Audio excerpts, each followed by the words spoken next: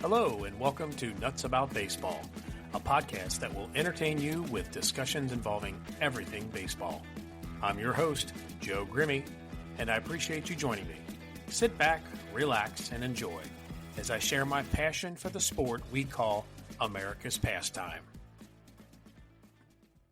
Welcome, everyone, to this episode of Nuts About Baseball. I am your host, Joe Grimme, and it is Monday, June 1st, 2026, and time for your Monday morning mop-up with the Cincinnati Reds. Where has this year gone? I can't believe we're in June already, but time flies, as we always say, when you're having fun.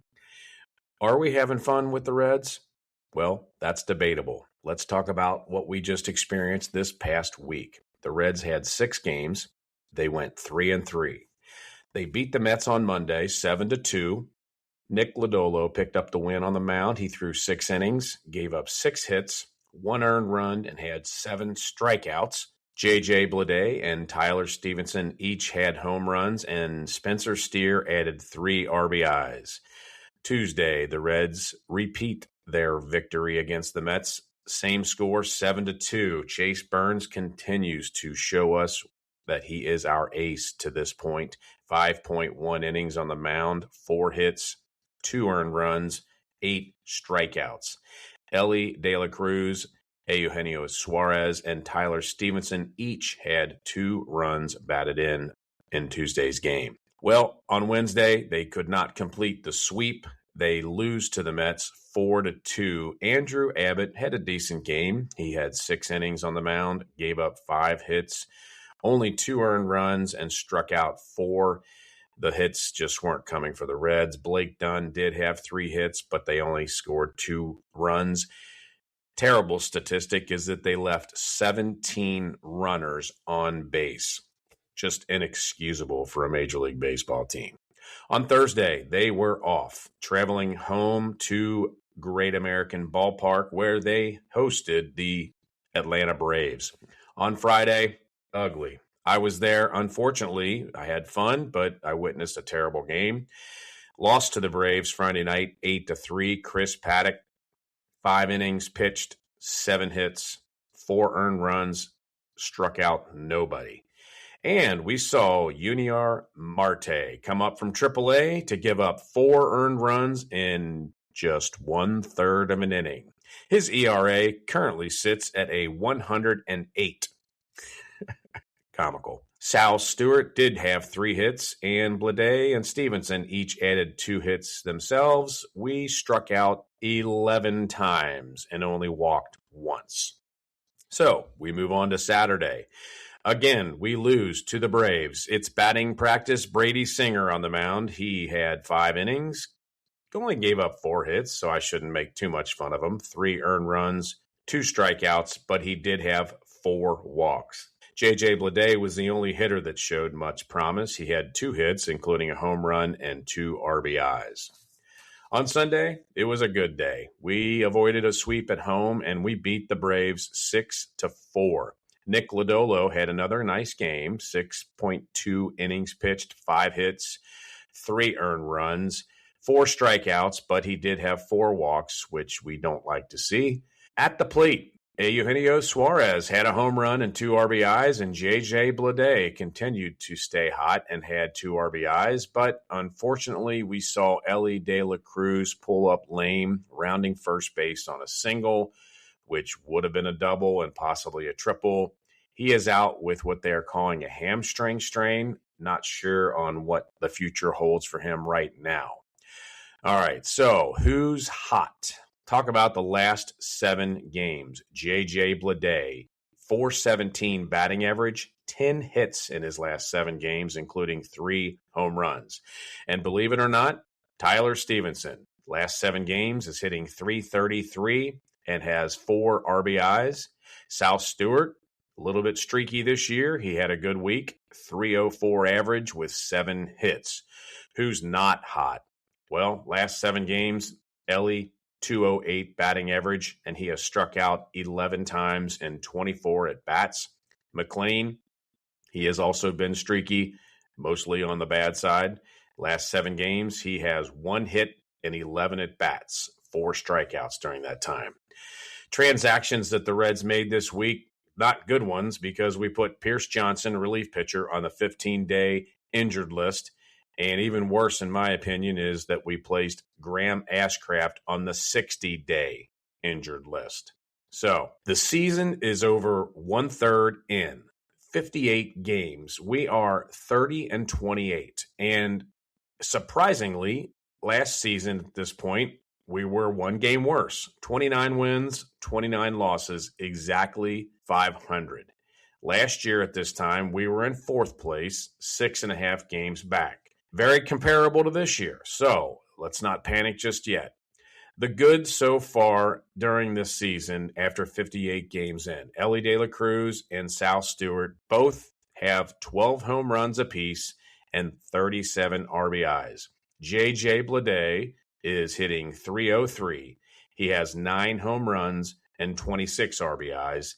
And Nathaniel Lowe has 9 home runs and 25 RBIs. I am pleasantly surprised about Spencer Steer this year so far. Hitting .271 with 7 home runs and 21 RBIs. And Blake Dunn has done a good job since his call-up from AAA. He is hitting .281, and he has a great glove in the field. The bad so far this season. Well, let's start with our catcher, Tyler Stevenson. Although he's hitting fairly decent recently, he is still at .199 on the season.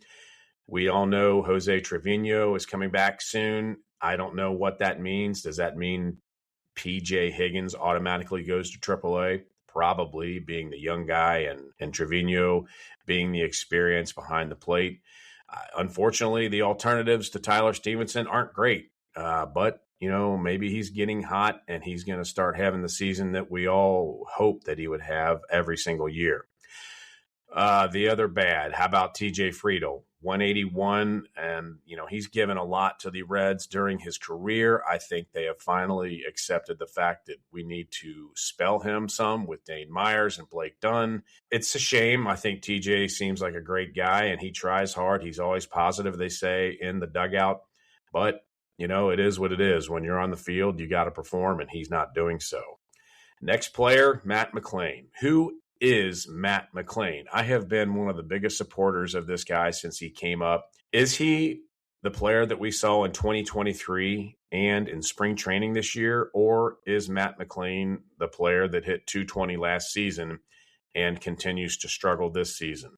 I have no idea. Moto Federation is a DIY communal workspace and social lounge.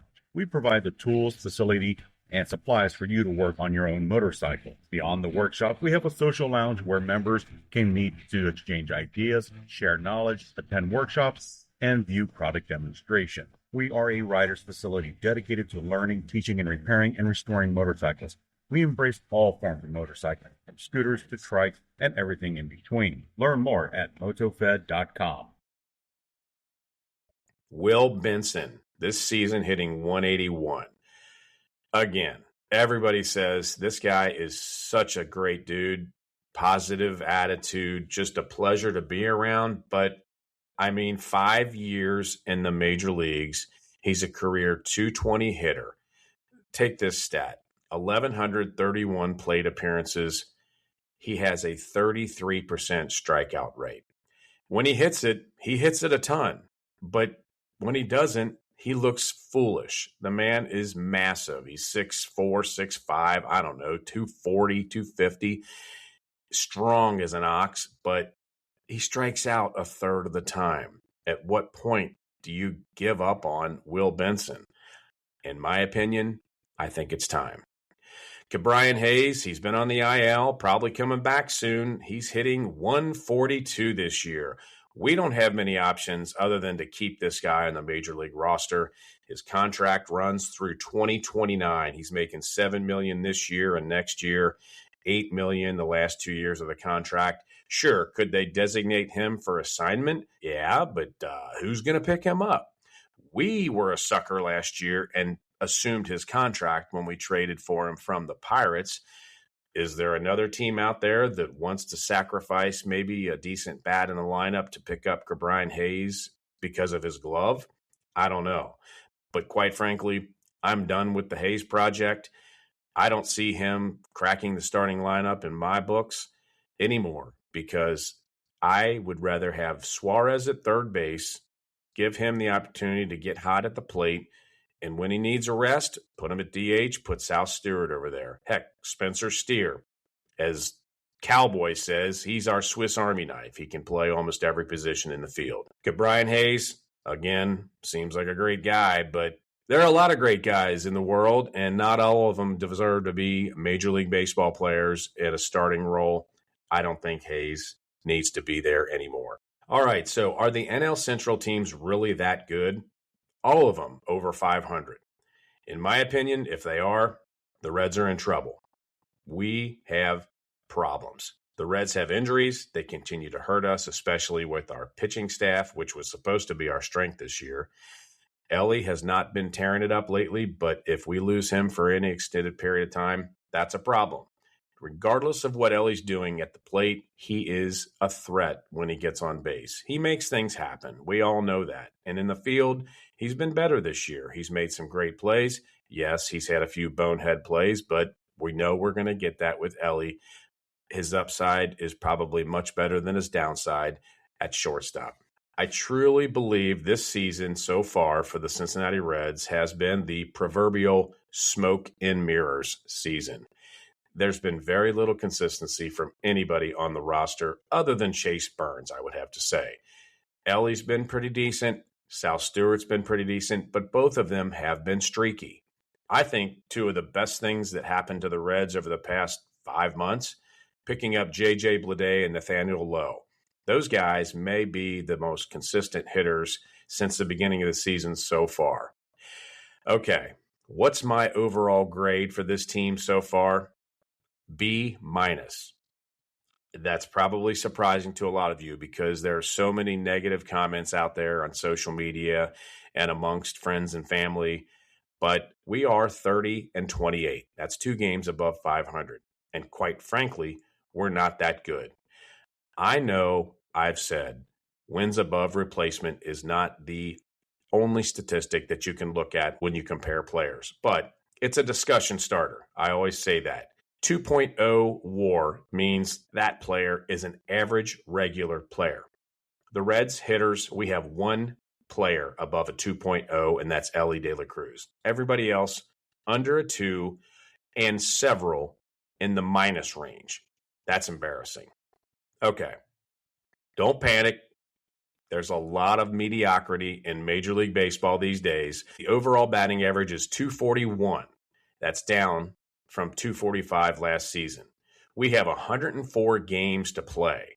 The season can turn around in an instant. Just remember what happened last year when nobody thought the Reds were going to make the playoffs, and then the Mets had their meltdown and we moonwalked into the playoffs to, of course, be destroyed by the Dodgers, but that's to be expected when you play the Dodgers compared to the Reds. This week, what do we have to look forward to? Well, the Reds are still home for one more series. That will be against the Kansas City Royals. All 3 games, 7:10 p.m. starts, Monday, Tuesday, Wednesday. The Royals are 22-37. That's 4th in the American League Central, but they're 2-8 in their last 10, so that's positive for us. They are minus 59 run differential. That's worse than the Reds, which is hard to believe because the Reds are horrible in the run differential statistic. Royals team batting average, 234. That's 12th in the American League. Royals team ERA, 4.54. That's 12th in the American League. On the road, they are 7-20. So that may bode well for the Reds as we play them here at Great American Ballpark. Tonight, turn on your TVs. We've got Chase Burns on the mound. He is electric and fun to watch. Tomorrow, Andrew Abbott will take the mound. He's been pitching pretty well lately. And then on Wednesday, Chris Paddock. He's a work in progress. I'm not sold on the guy, but he's eating up innings, and we'll see what he can do. After the Reds play the Royals here at home, we travel to St. Louis to play the Cardinals in a 3-game series on Friday, Saturday, and Sunday. Those games will begin at 8:15 p.m. Friday and Saturday, and then on Sunday, it's a 2:15 start. The Cardinals are 31-26. They are 3-7 in their last 10. Their team batting average is .231. That's 11th in the National League. And their team ERA is 4.15. That's 9th in the National League. So, as I continue to say, keep your fingers crossed. Let's hope these guys can get healthy, stay healthy, and maybe some of these bats will heat up. It's getting warm out there. It's June 1st. It's time for the summer balls to fly out of the ballpark. I hope that we see some fly out for the Reds at Great American as well as Busch Stadium this weekend. Keep watching the Reds, keep rooting for the Reds, and keep listening to my podcast. Thank you very much for participating and enjoying what I have to say or disagreeing with me, because I love good debates. Until next time, I am Joe Grimme, and I am nuts about baseball.